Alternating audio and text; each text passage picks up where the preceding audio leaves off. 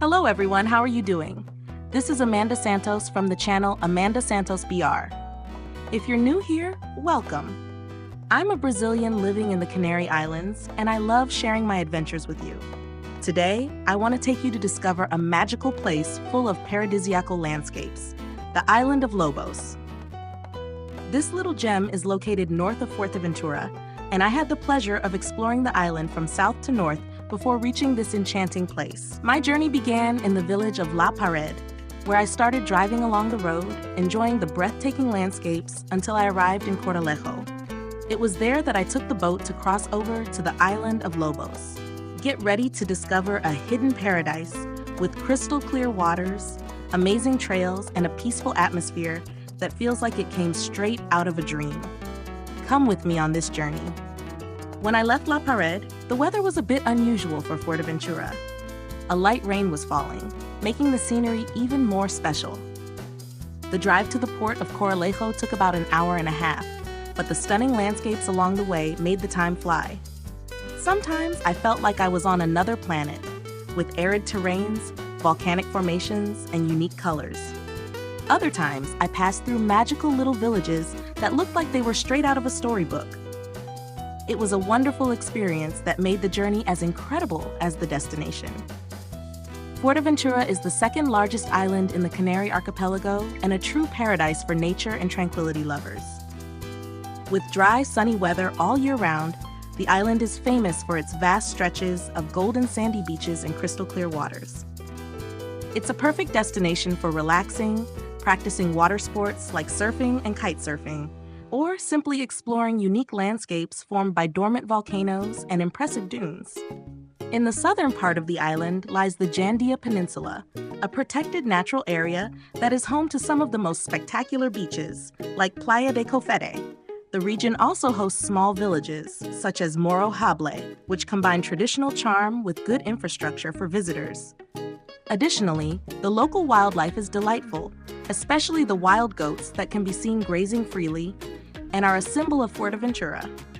Heading north, the island offers attractions like the famous Coralejo Dunes, a natural park that looks like a desert by the sea.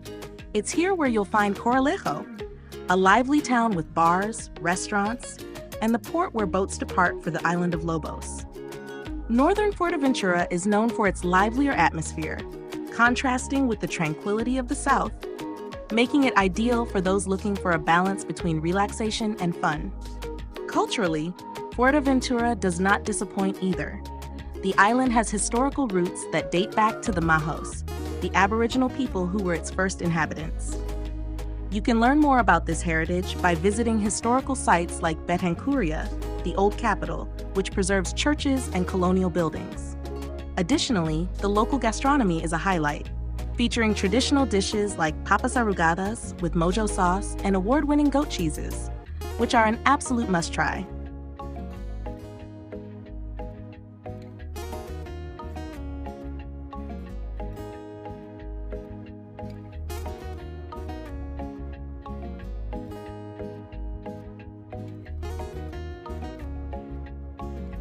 I arrived at the port of Coralejo to catch the boat that would take me to the magical island of Lobos. The crossing was quick, about 20 minutes to reach paradise. The day was simply spectacular, with the blue sky reflecting on the crystal clear sea around me. As I stepped onto the boat, I felt small before the vast blue that seemed to embrace the entire scene. It was as if time slowed down and every detail became part of a living painting. The island of Lobos is a small paradise located between Fuerteventura and Lanzarote, covering just over 4.5 kilometers. Its name comes from the monk seals, known as sea wolves, which used to inhabit the island. Today, Lobos is a protected natural park where tranquility reigns supreme and the landscapes seem to come from another world.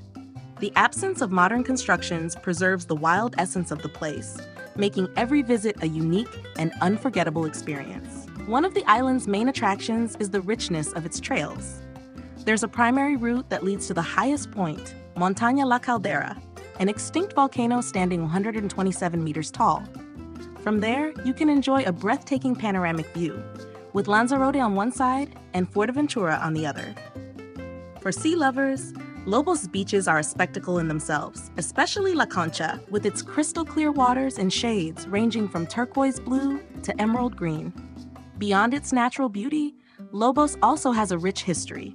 There are records of fishermen and sailors visiting the island centuries ago, and even today, you can see remnants of ancient constructions used by these communities. However, to protect this small piece of paradise, access to the island is limited, and you must obtain authorization to visit. This care helps maintain ecological balance and preserve its beauty for future generations. Few people know that the island of Lobos has a fascinating historical connection to the color purple and the Romans. In ancient times, the Romans greatly valued the color purple as a symbol of power, royalty, and wealth. This rare and precious pigment was extracted from marine mollusks, such as Murex trunculus, found in various coastal regions, including the Atlantic.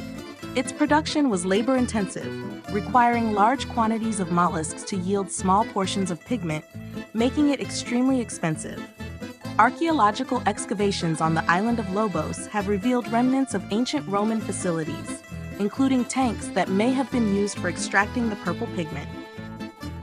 These tanks were used to ferment the mollusks and release the substance that, after a lengthy process, turned into the valuable deep purple hue. Because it was so rare and difficult to produce, purple dye was used only by the Roman elite, such as emperors and senators, who wore garments dyed with this pigment to display their high status. Thinking that the small island of Lobos played such an important role in the production of a symbol of power is fascinating.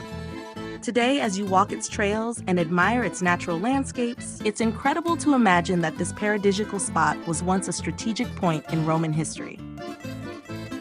Lobos is much more than an island of singular beauty. It's a place where history and nature uniquely converge.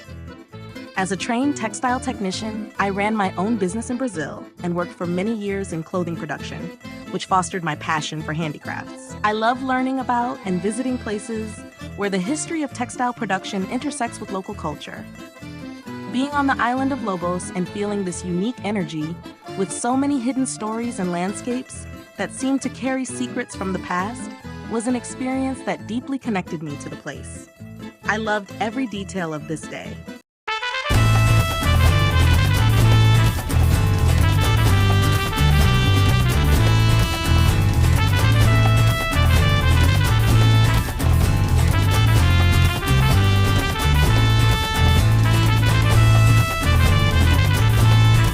And that's the end of this video. I hope you enjoyed exploring the magical island of Lobos with me, with all its natural beauty and fascinating history. In the next video, get ready, because I'll show you the incredible town of Coralejo, with its unique landscapes, vibrant atmosphere, and the surprises I discovered there. So, if you haven't subscribed yet, take the chance now. Click the subscribe button, leave your like, and share it with friends who love travel and adventure. Oh, and remember, here on the channel, you'll find videos in Portuguese, Spanish, Italian, Russian, and English for all tastes and audiences. I'd love to know what you thought of this episode, so leave your comments and suggestions below. Thank you so much for joining me on another journey. See you on the next adventure. Bye-bye.